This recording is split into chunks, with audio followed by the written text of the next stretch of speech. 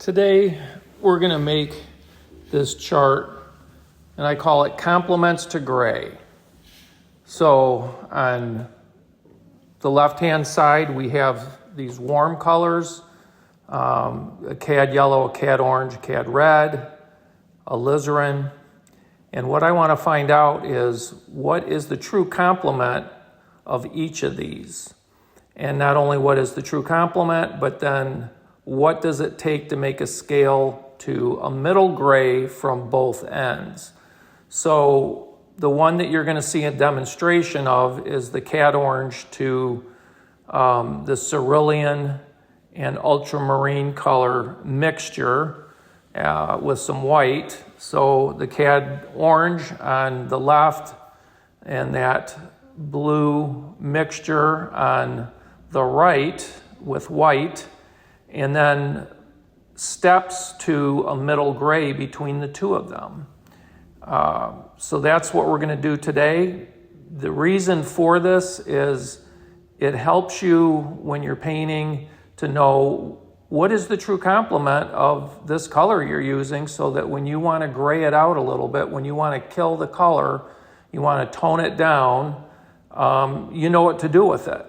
You know what to mix with it. So it's a very valuable lesson. It helps you with learning how to mix colors, learn the strength of the colors, and it's quite challenging, but very rewarding in what you learn by doing it.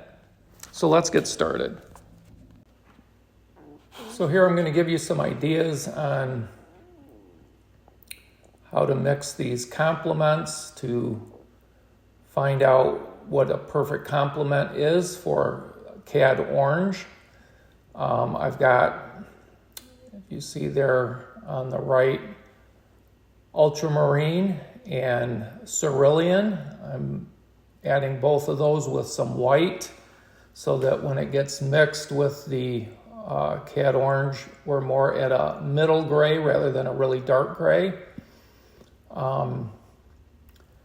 So one thing to note is to keep everything organized, to keep the colors clean.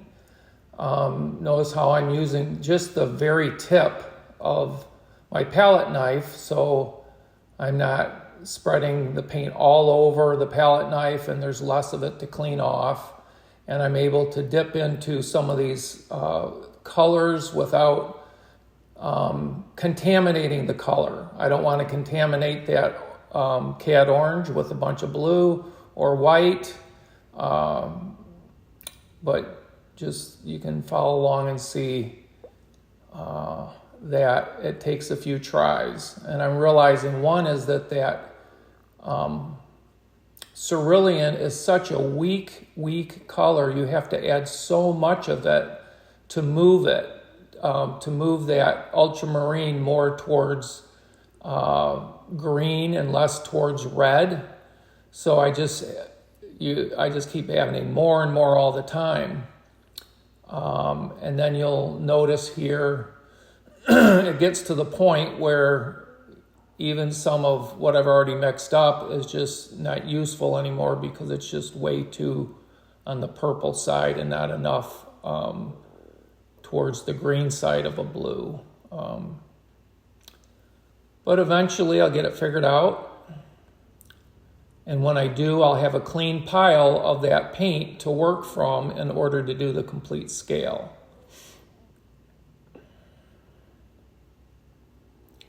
So I think we're getting close. And notice that sometimes that cad orange is really a strong color, so I'm just barely tapping the end of my palette knife into it to get what I need. And notice I even scraped off some of that blue that was didn't have enough of the cerulean in it, and I just put that aside. So now we finally found what combination works. So we're going to put that middle gray in first. And in order to economize on this paint, I have added some mineral spirits, some solvent to thin the paint out so that it will paint on this paper, which, we're painting on paper instead of canvas, so it's a little different. But I think the middle gray came out pretty good. So we've got a pile of what's in the middle. We've got the blue, which is, again, it's ultramarine with cerulean and some white added to it. And that's all the way to the right. And we want to keep those piles clean so I can mix from those. And now we're going to get just the pure cadmium orange on there.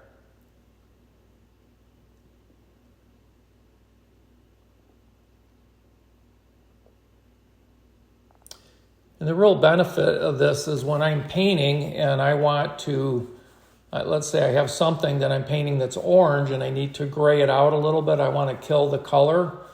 I know what to add to it. I know some cerulean with a little bit of ultramarine would gray that out a bit. And it's always helpful to know that exactly what you need to make the color you want. And this is a great way of really painting your own guide that you'll want to keep this thing. I'll keep it forever and always be able to refer to it. And the reminder when I did it of what it took to get there. So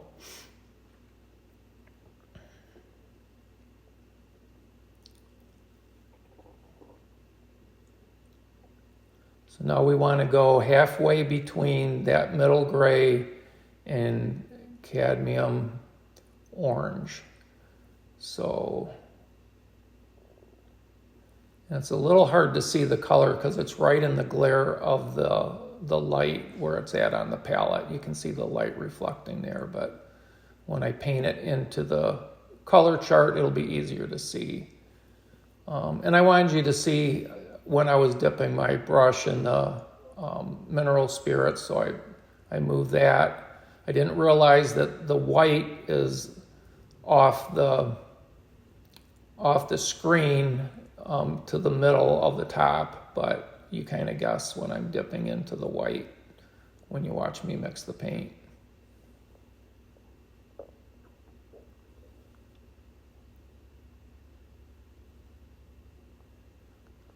So basically I was looking for visually what is the middle of those two between that middle gray and the cadmium orange, and I thought, well, it needs a little more orange.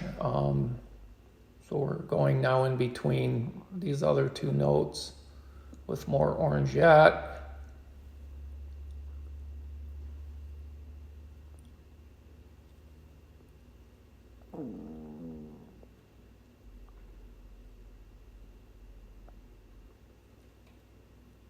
And the most important thing is when you're painting, whatever color you put on, it's how it relates to everything else in your painting determines whether you mix the right color or not.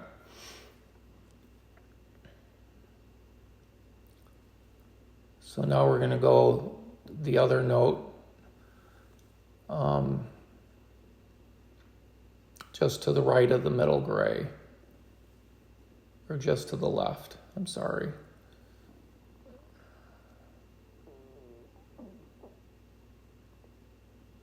And I'm thinking maybe it's not gray enough, so we're going to add more gray.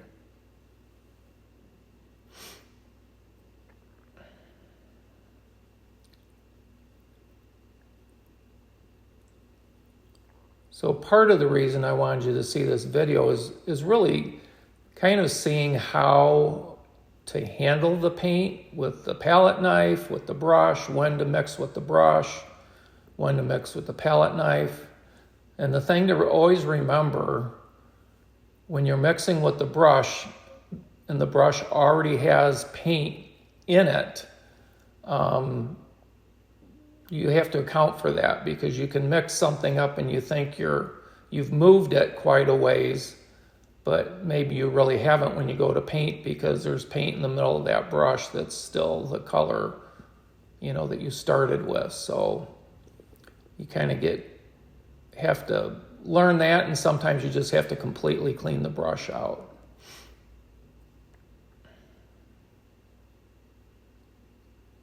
So now we're going between the middle gray and the blue that we mixed up.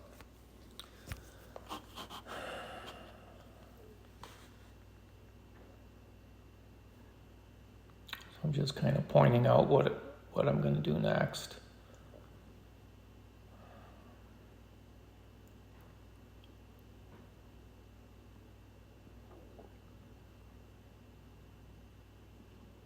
And with every color, it's always a different amount that you're mixing one into the other to move it. It just really depends on the pigment of that particular color, and you just have to mix it and see where you're at.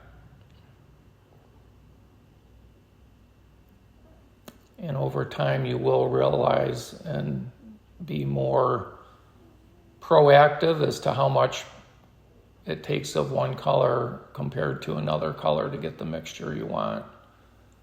Like I said, that cerulean is so weak, and you just have to often add quite a bit of it.